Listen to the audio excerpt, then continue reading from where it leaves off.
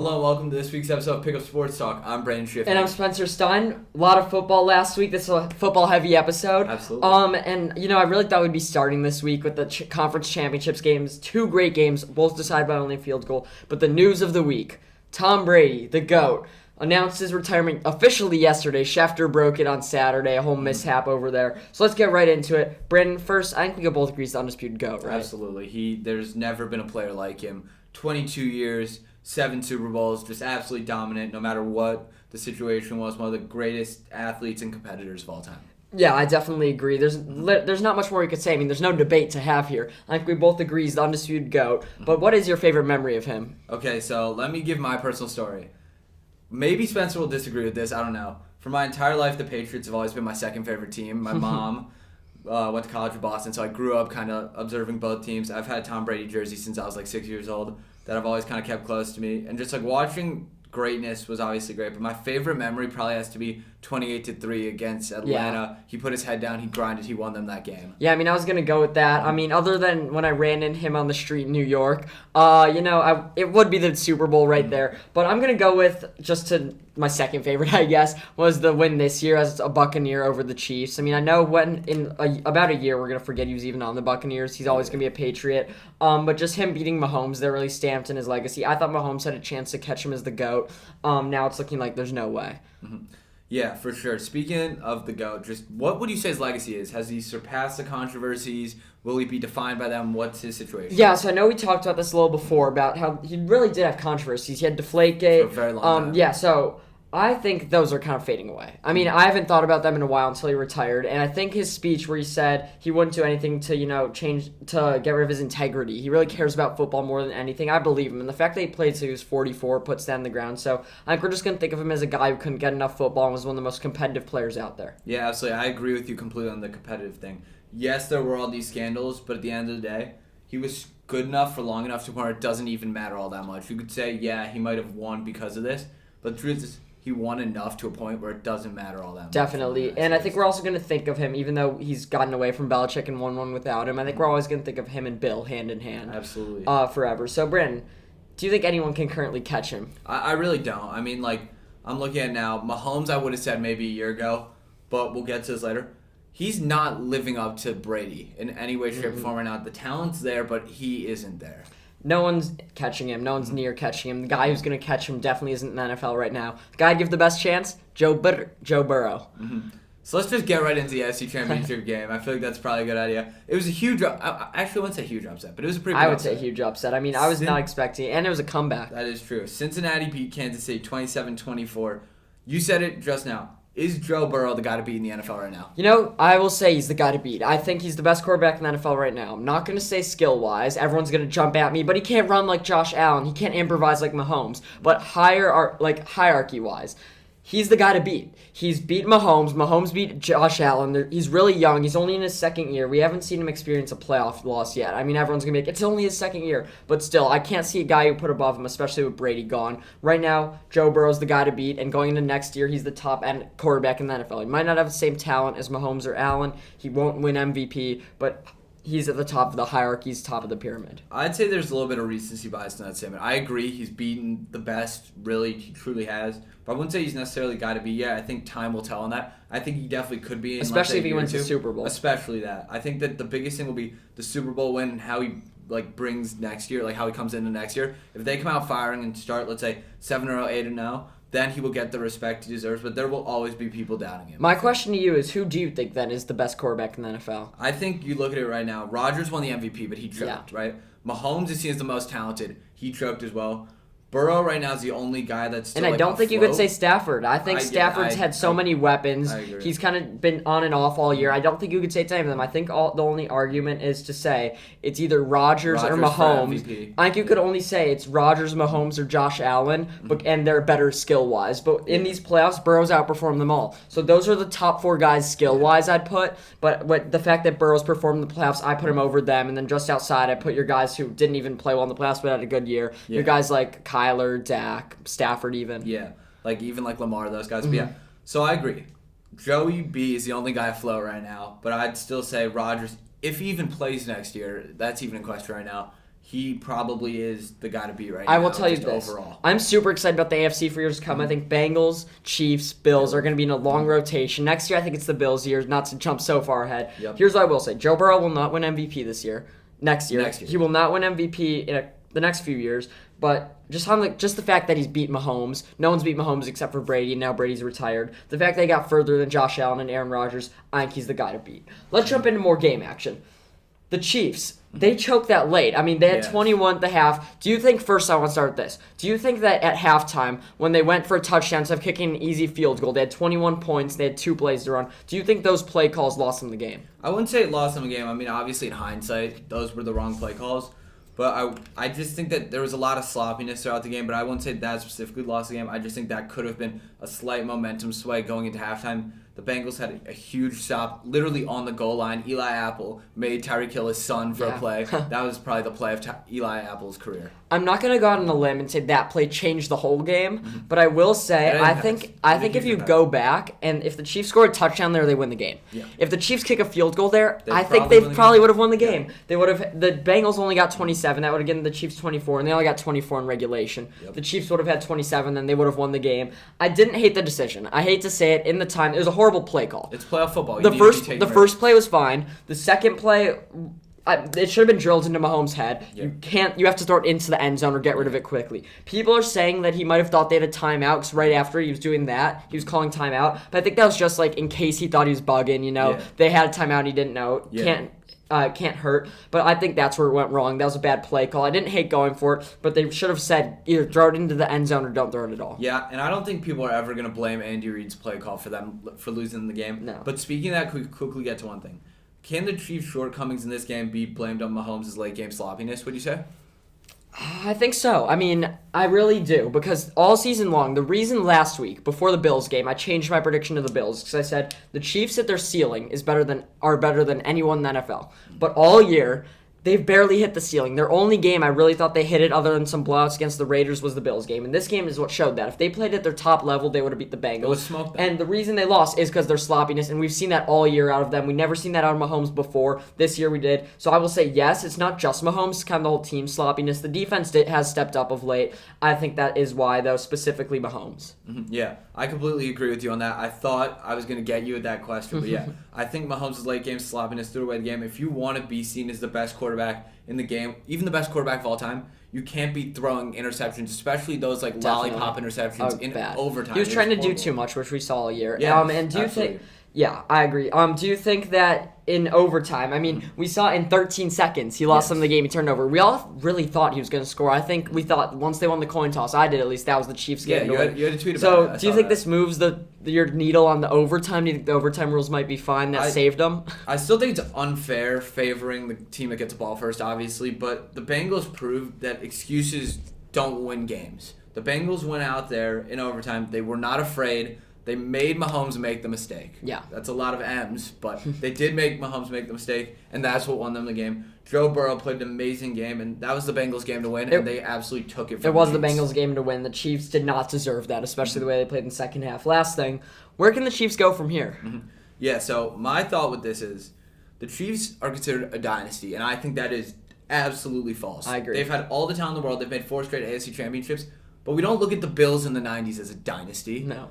And they've made Super Bowls. 4 in a row. Lost all of them. The Chiefs have made 4 straight AFC championships, and they've won 2 of them. Anyone who thinks the Chiefs are a dynasty doesn't deserve a license to talk about sports. Yes. You're not a dynasty with 1 Super Bowl. Yes. You're not Super Bowl appearances don't make you a dynasty. Yes. I think you need 3 in 5 years to be a dynasty. Maybe if you win two or 3 in a row. Yep. If you win 2 and make 3 in a row, maybe. Mm-hmm. But they've made it twice. They've won once. No, that's not even in there. They're not a dynasty. Do they have dynasty potential still? Yes. It's going to be tough with the Bills there and the Bengals there, but I think they're still talented enough on paper to make it out. Yeah, absolutely. They have some of the best weapons in football. I just don't think right now we can call them a dynasty. Let's move on to the NFC. This game I thought was a lot of fun to watch. There were a lot of late game moments that I want to get to, but the Rams beat the 49ers 2017. Do you think that more went wrong for the Niners or right for the Rams in this game?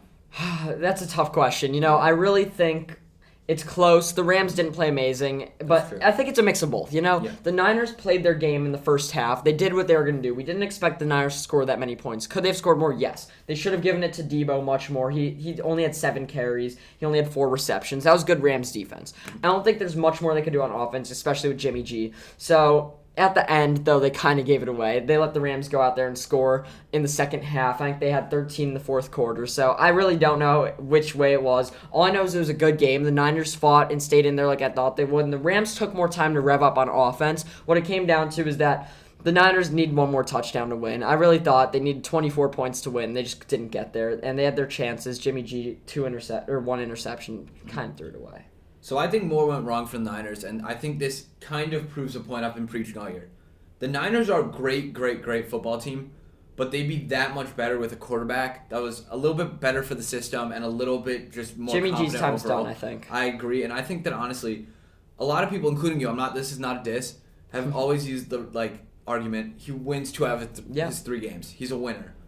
But think about how much more they'd be winning if they just had the right guy. And I kept that opinion up until this game. My theory is that if your team's winning this much, stick with what's working. Yeah. Who knows? Obviously, if they could get a guy like Aaron Rodgers, go for it. I think that's who they should target. If they get Aaron Rodgers, they are the best team in the NFL. By far. And I think, though, it might be time to hand it to Trey Lance. I mean, the thing is that when your team is this good, I don't know if you trust handing it to a second-year player, but I think Trey Lance has shown some bright spots, and anyone's kind of better than Jimmy G. So I think Jimmy G's time is done, despite the fact that we've been saying, I've been saying, winning works. If you're winning with Jimmy G, keep him. And I do think that that's a good strategy. The reason they lost the Super Bowl was Jimmy G. Mm-hmm. The reason they lost this game was Jimmy G. I know he eclipsed the over. I said he'd get over those passing yards, but he didn't play well. Let's be honest. Yeah. They've been a running team all year. That's all that's kept them afloat on offense. Their offense hasn't even been that good. Their defense what kept them in this game. So I think it is time to move on from Jimmy G. It's not even that I'm calling him a bad quarterback. I'm basically just saying you can't have a near-perfect team with quarterback play that's that far from perfect. My question is to you, though. They almost won that game with Jimmy G as their quarterback and only putting up 17 points. They were up at the half, I think, by 14, right? So my question to you is, how costly could the Rams' mistakes have been? Because the Rams on paper have been one of the better teams in the NFL all year, but at times we've seen them enter slumps. I mean, I think halfway through the year I said they're going to make the Super Bowl, and then they hit a 4-week slump, and I said, no way, this is a Super Bowl team. So back and forth. So how close could have it been, and what do they need to do in the Super Bowl? The Rams, honestly, we've agreed on this, you literally just said it, have all the talent they need. Yeah. But these mistakes basically almost gave away their season. Their expectation coming into the year was high. Their expectation in the middle of the year was high. They had a slump. Then it was back to an all-time high. Coming into this game, it was near all-time high. And there were so many times in this game where I was like, if the Niners were that much better, had that much better offensive production, the Rams would have been blown out of this game. Yeah.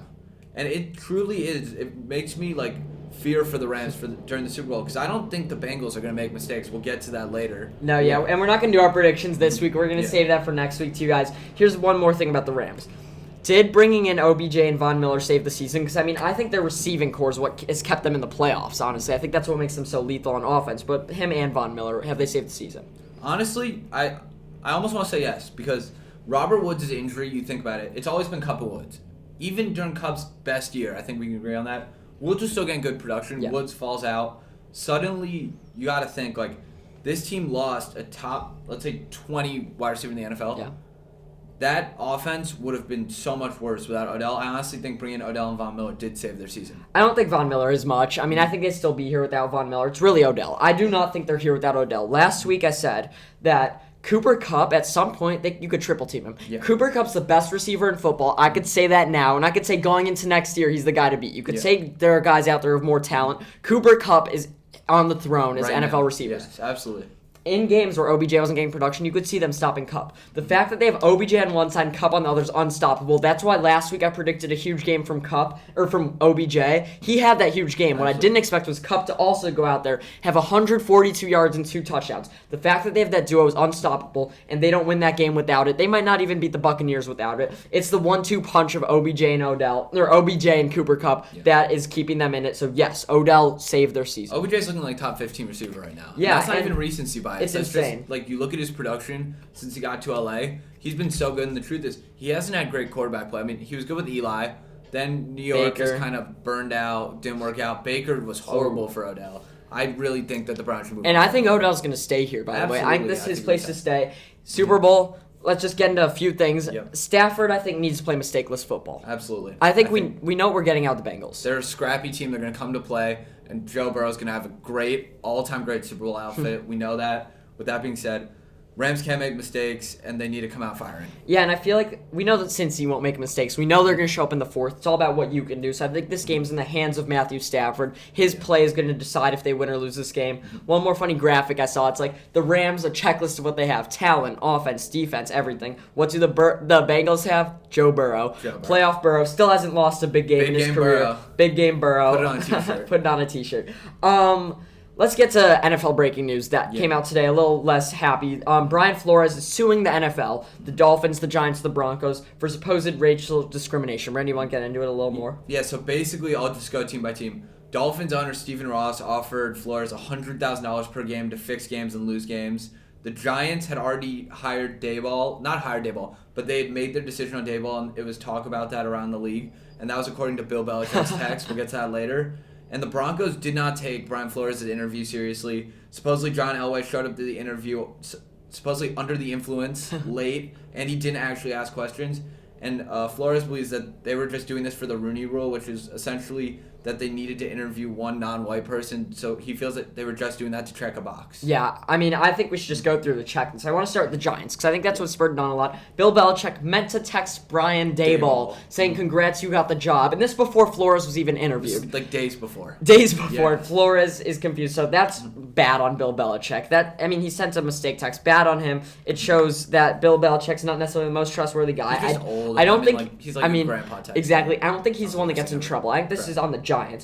Brian Flores is a great coach. Absolutely. I said it when the Dolphins fired him. I didn't understand why. The reason they fired him is because he didn't work well with the organization. He didn't fix the games he didn't get well with Stephen Ross. He wanted to fire offensive coordinators. They wouldn't. So I see why they fired him. But the fact that he's not getting a job anywhere else doesn't make any sense to me. The fact that the Bears hired Matt Eberflus over him doesn't make sense. With the Dolphins, he wouldn't agree to fix games. For $100,000. For $100,000. I know the owner was like, it's for the better of the team. It's not like some illegal gambling thing. But Flores is a competitive guy. Absolutely. He has so much integrity, and he's one of the better coaches in the NFL. I think we have to praise him for not accepting this. Stephen Ross is the number one on my hit list, so I think deserves to get in a lot of trouble for Absolutely, this. and it's, on Ross's behalf, it's so disrespectful to your players. Like, these guys have worked their entire lives to make the league, and, like, the NFL average career length is, like, 3.5 years. Yeah. If someone, like, sits here while one of the players in free agency is like, yeah, well, he was on a, like, Dolphins team that was horrible, their stock goes down. Yeah. These guys have worked their entire life, and they end up on an organization that wants the team to fail. That's incredibly disrespectful. Yeah, and the thing to me, it's not just about Flores. He's kind of standing up because right now there's only one black coach in the NFL. Tomlin. Mike Tomlin. That's crazy given how, like, over 70% of the players are African American. That doesn't make any sense to me. So Flores is taking a stand for everyone. I think it's super brave of him because it could lead to him being blackballed. Something Flores says, he understands he may be risking coaching the game he loves and he's done for so long, but it's worth taking the stand. I think that makes sense. Here's what I don't understand. Why is this? I know the NFL it all comes together, but I don't think this should lead to him being blackballed. I think Flores is a top 32 coach in the NFL. It's not close. He's a leadership guy. It shows he has integrity that I turned down that offer, and it shows that he's willing to stand up for any cause. I think any team would be blessed to have him. I think he deserves a job. He's one of the best coaches in the league. I agree, and I think the Saints should go out and hire him still. I don't think it's realistic. It's such a shame that him standing up for something everyone deserves is going to cost him his career. Absolutely, and I'm looking at it now. I just really hope he doesn't get blackballed out of the NFL for a lot of reasons, but my biggest fear is something I've noticed over time is that all the GMs, all the owners, they all kind of move as one. Even though there's 7 teams, it's all a business at the end of the day. And I really don't want that to impact Flores, but the truth is, he's a great guy, great coach, one of the biggest competitors in the NFL. One of the top defensive minds in the NFL. He deserves a job more than most of the NFL coaches. More than Matt Eberflus, I could tell you that much. It's a joke. It's really bad. Again, with the Broncos, we didn't mention too much. That's a joke. John Elway. That was a few years ago. The Rooney Rule isn't necessarily working too well, I think, but at least it's in place. The amount of black coaches in the NFL hasn't gone that much up since the Rooney Rule was put in place. It's whatever. I just hope he doesn't get blackballed. We'll be following the situation on a week-to-week basis. Let's move on to some college football. Yep. Caleb Williams, one of the top quarterback transfers. He was great at Oklahoma for some time last year as a top recruit. Has decided his decision to transfer to USC. USC's on my hat. They've been getting tons of transfers, especially from Oklahoma, since they hired Lincoln Riley. The USC Sooners. Exactly, the USC Sooners are getting a ton of stuff. Do you think they're a playoff competitor team? Yeah, so I'm going to start by giving a quote one of our friends gave me. Our USC fan. Our USC expert, Devlin, said, "They are a dark horse for the playoffs this year. The year after, they're in it for sure." I actually agree with this. I think that, I wouldn't necessarily say they're a dark horse because the expectation is going to be an all-time high for them right now because they just got all these guys. They have one of the best coaches college football seen in recent memory. So I think the expectation is going to be high, but I think that they will have a great year. I see them potentially winning or losing 1 to 2 games. Yeah, I think they're going to lose 2 to 3. I think this changes a lot, though. I think before this, it's like they can compete for the Pac-12. No way they make them playoff. With Caleb Williams, they can't. They're not a dark horse. They're not a dark horse. They should be one of the top teams in the NCAA. I don't think it's realistic. In Lincoln Riley's first year, they go too far. I think they will make a bowl game, but I think the future's bright. Absolutely. Caleb Williams is more of a placeholder for Malachi Nelson, one of the top quarterback commits to USC. He's going to be going there not next year, the year after that. Yeah, he's class of 2023, right? Exactly. He's going to be huge at USC. Yeah. They're building a structure that's going to be unstoppable, and I can see Lincoln Riley being there for years, and this just adds the icing on the cake that they are a competitor right now. Yeah. Right I now. completely agree. Caleb Williams is one of the best quarterbacks in college football. They're going to be recruiting off the charts. I think their recruiting rank is just going to consistently go up, considering they were doing well when they were bad. They were recruiting well when they were not a good team. They're only going to get better in my eyes, at least. I definitely agree. So we'll see. The future's bright. We're going to throw a curveball here, throwing one NBA thing. Yep. We see the Eastern Conference is looking a lot better of late. The Bulls are right back on top. It's kind of slipping, though. Yeah. Meanwhile, in the West, I feel like for months people have been saying the Warriors are a team beat. But the Phoenix Suns, yes, they're 41-9. They have an 11-game win streak. Mm-hmm. They're the best team in the West, and they're 9 games better than the Bulls, who are first in the East. Mm-hmm. Are they the team to beat? Absolutely. Absolutely. We were looking at them last year making the finals. It was could it be a fluke? Maybe. I mean, Chris Paul's great. Devin Booker's great. They have asserted themselves right now as the best team in the league. And to be honest with you, I think it's kind of close, but it's not as close as it should be. They've been great all year. Chris Paul's leading that team. Devin Booker's looking like the player Kobe wanted him to be. Ayton stepping up. They got JaVale McGee, who's been He's crazy been stepping impact up player since for Ayton's them. been gone the last 8 games. Crazy impact player for them. I think everything's going right for them right now, and I think they're my favorite to win the finals by a long margin. And right now, they have decent odds to win the title. Right now, they're the team to beat. Will I say they're going to win the finals? We don't know yet. I mean, it's been so up and down all year with all these injuries, COVID protocols. It's February 2nd. Yeah. I'm not ready. We haven't even hit the All-Star break yet. Here's what I will say. I favor them over the Golden State Warriors. The Golden State Warriors are so on and off depending how Curry plays. If Curry steps up in the playoffs and Klay's back, yes, they can beat them. Absolutely. But I don't know if Curry's going to step up to his full potential. He's going to play well, better than he's been slumping now. But I think it's going to take him at least another month to get out of his slump. Mm-hmm. So they're not going to be picking it up too fast. And I think Klay is not the answer. I truly think Klay doesn't make them that much better. He has so much talent. You could debate me on this heavy. But they've been playing worse since he came back. Yes, they should bring him back. No, they should not trade him. Hell no, they should not trade him. And yes, I think a lot of their bad play has been attributed to Draymond Green being out. But Klay Thompson has not been helping their cause. The other night he had a great game.